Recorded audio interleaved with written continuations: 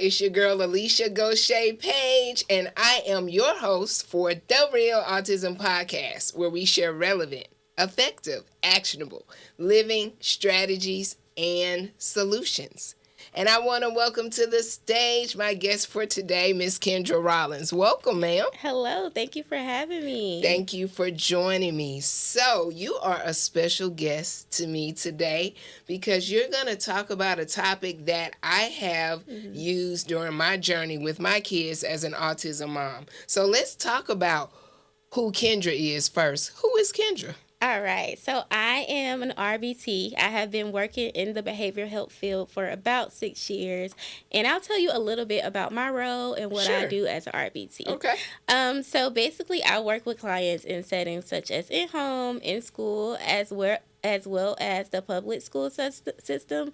So I do things. I focus on communication needs, basic living needs, and things like that, all while following a scientific-based approach. So that's just a little bit about me and what I do as an RBT. Now, what does RBT stand for our audience? Of course. So RBT stands for Registered Behavior Therapist. Awesome. Okay. So, registered behavior therapist.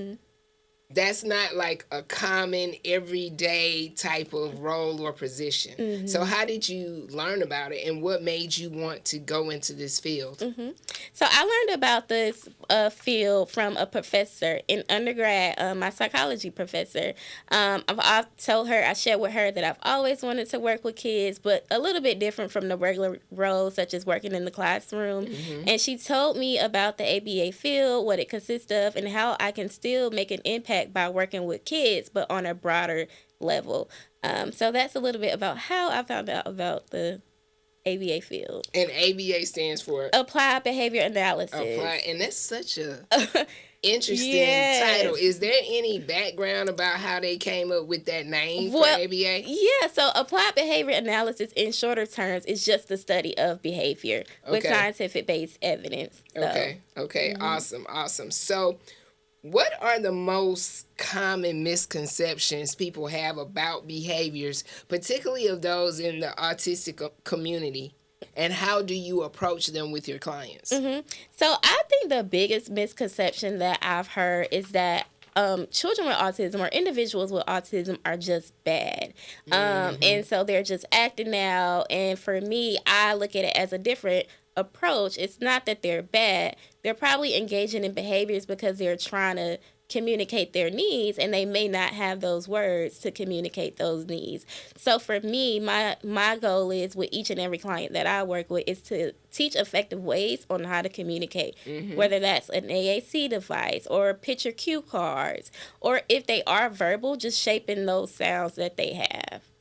That's awesome. What have you found to be the most difficult part about your job? And not just difficult or challenging, but also what has been the great things about your job too? Okay. Yeah, so I'll start with the great things. For me personally, I would say the best thing about being an RBT is knowing that I'm making a difference in my client's life and just watching them grow and achieve new goals that we set for them. It could be something as small as just them being able to put on their shoes by themselves. Knowing that I help them achieve that goal makes my heart so warm. And then also, too, just it could be something on a larger scale where I have a client that first comes in that doesn't have any words and is unable to communicate, but just teaching them how to communicate and express their wants and needs, knowing that I'm a part of that, making a difference, that's probably the best thing about working in the field. I would say, I don't know. I would say a bad thing. And we'll say challenging. Challenging. Something challenging about working in the field is, Well, maybe it's all great for you. I would say I can't think of anything challenging, because even if it's considered something challenging, I find a way to make it a positive or make it a good thing. So for example, if I feel like I'm not having support from a parent, I find ways to address the parent and bring them in. How can we get you to be supportive and help focus on your child's needs? Yeah, that's a great point, because what I think is important is the continuity, right? So somebody may, like my son, he goes to therapy 4 days a week, and he only attends for 2 hours, right? Because he's in high school. Right. But I try to take the lessons learned from ABA therapy and share it with the teachers, share it with, myself, his dad, family, and friends, so we can all be doing the same thing. How important is it to share all the different tools that you provide to parents, and how do you provide it to them? Because you're working with the individual with autism. So how does the parent learn what to do? Okay, so I would say the best way of teaching a parent what I do or just getting them on board is by modeling.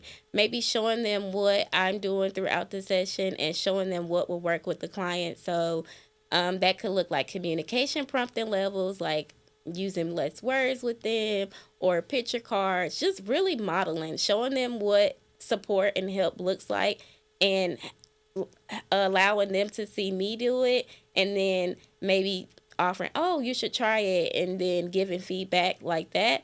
But I think the best way to show parents is through model behavior. And what I find is important too is patience.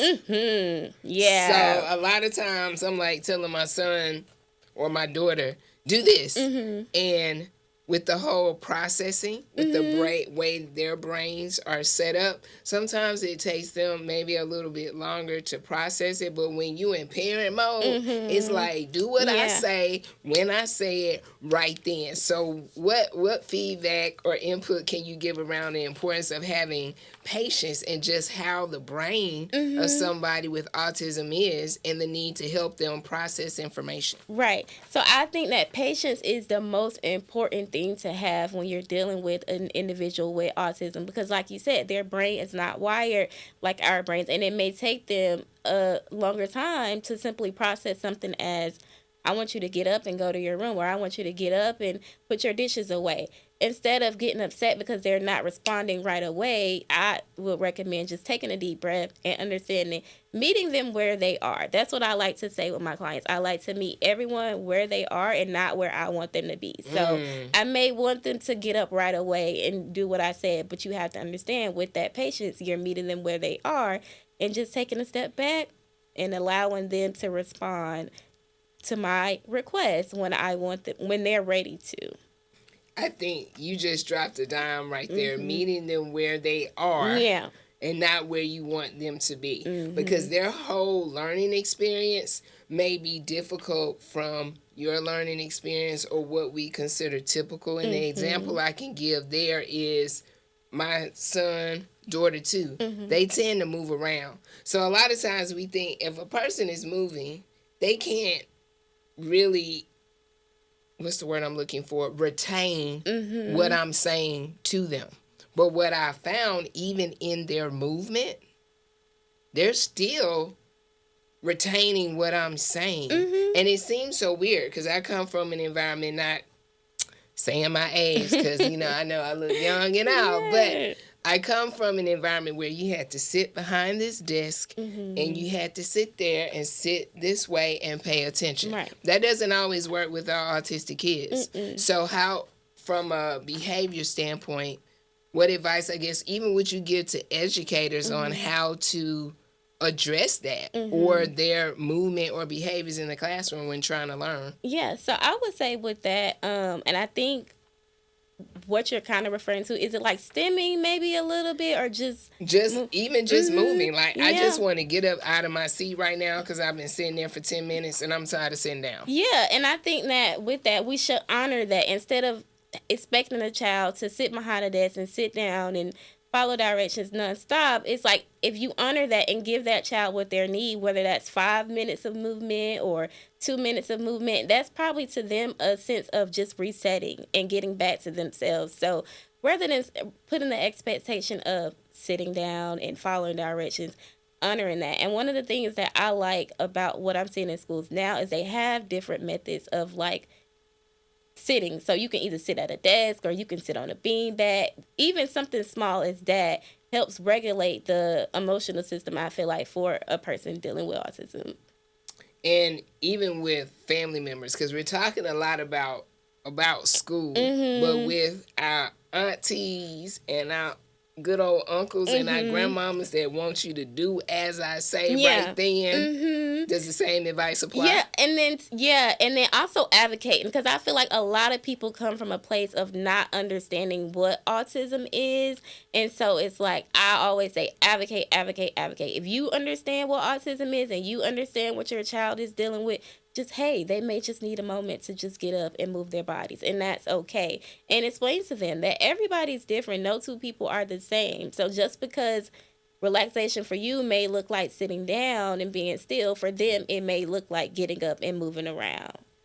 I definitely love that, Mm-hmm. because my aha moment that I just had when you said that Mm-hmm. is people know the definition of autism. They know that it is a neurological condition that Mm-hmm. impedes one's ability to socialize and communicate. But I think the part that is missing from that definition is what it looks like. Mm-hmm. They know what it is, but they don't really know how that neurological condition impacts how they do things, how they move, how they process. So that's one of the things that we try to get across on this podcast Yeah. is know the definition, but know what it looks like. Yeah, and I love that you made that point, because another thing I will say is autism is a spectrum. So what autism looks like with one individual, it may not look like that in the next person. So understanding, yes, what autism is, and also that it is a spectrum as well. Awesome. So you know what? That is a good segue, because we talking about all the good stuff. Mm-hmm. I've had a great experience myself with ABA therapy, but there are some critics out there Yeah. that seem to think that ABA therapy is not all that great. So ABA therapy often receives mixed opinions, with some praising its effectiveness and others critiquing its intensity and focus on compliance. So talk to me about that. What are your thoughts? Yeah, so I've heard a lot of people's negative opinions about autism, of like it's abuse or you're forcing a child to be compliant. But my main thought about that statement is, when I think of ABA and the work that I do, I don't look at it as abuse or forcing a client to be compliant, because my biggest thing is assent. Focusing on things that the client will tolerate. So if the client doesn't want to do something, okay, I'm not going to force you to do it. And even if that client isn't able to verbally say no, I pay attention to body cues or responses. So I think back in the day, it was probably more so like, this is the way we are going to do ABA. We're not going to make any changes. But nowadays, I feel like we are focusing more on the client's needs and what the client wants, versus of, okay, we're just going to make them follow this way of doing things. No, it's all about assent. So that's one of the misconceptions that I hear a lot. But yeah, it's all about assent. And with that, you are working with different individuals that have different needs, and you mentioned earlier the importance of coming up with the goals. So how do you tailor ABA therapy to meet the individual needs of each child, particularly in fostering their autonomy and individuality? Yes. So when it comes to ABA therapy, the BCBA will create the behavior intervention plan. And my job is to implement those goals that the BCBA comes up with. And normally those goals are created by doing an assessment to evaluate where the child is, having interviews with the parents and discussing what the parents want. And then there is an assessment done, and then goals are created based on where we want the client to be. So for my job, I come in, I implement those goals. So That's what you do. yeah. That's what you do. So, Kendra, for our potential donors and sponsors, why is it critical to support organizations like J. Cole that bridge the gap between the different types of specialized care for families? Yes, it is important to support those J. Cole, because you're not only supporting an organization that bridges the gap, but you're supporting an organization that provides resources to families, hosts workshops and events such as can I mention your walk? You can mention. Go ahead. You're supporting events such as Jasmine Autism Walk. And we are bringing community members who either support the cause or have children with autism together. So you're not just supporting the organization, but you're also supporting the community as well. Thank you for that free commercial. I know that's right. Appreciate You're welcome. So as we close, you know, the hardest thing for families out here, because there are a lot of different therapies. There are a lot of things that aren't considered traditional. What would be your plug for those people that are considering ABA in terms of trying it out?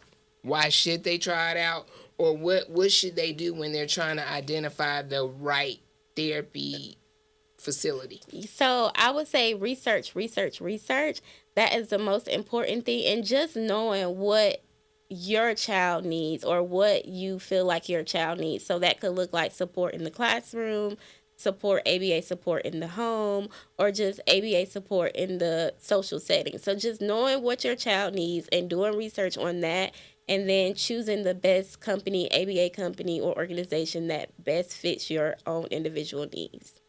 Awesome. This was great. Thank you so You're much for being here on the show. And thank you for joining us.